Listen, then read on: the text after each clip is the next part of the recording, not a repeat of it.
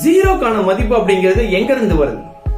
ஒரு முறை டீச்சர் ஒருத்தவங்க பிளாக் போர்ட்ல 1000 அப்படின்னு பெருசா எழுதிட்டு அந்த கிளாஸ்லயே இருக்கக்கூடிய ஒரு நாட்டியான ஸ்டூடெண்ட்டை எழுப்பி இத படி பார்க்கலாம் அப்படின்னு சொல்றாங்க.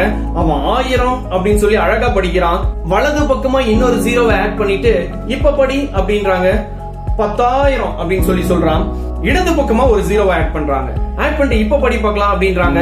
இப்பயும் அது 10,000 தான் அப்படின்னு சொல்லி படிக்கிறான்.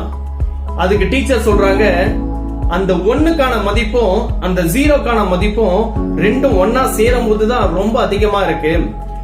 1 அப்படிங்கிற உன்னுடைய திறமைக்கு 0 அப்படிங்கிற ஆசிரியர்களுடைய அறிவுரையோ அல்லது பெரியவங்களோட கைடன்ஸோ சேரும் போதுதான் அந்த 1 அப்படிங்கிறதுக்கான மதிப்பு 1000மாவோ 10,000மாவோ லட்சமாவோ கூடுது. அப்போ அந்த அறிவுரையை ஏத்துக்க 0வா இருக்காத, ஹீரோவா இரு. இது வகுப்பறைக்கு மட்டும் இல்ல, நம்மளோட வாழ்க்கைக்கும் தான்.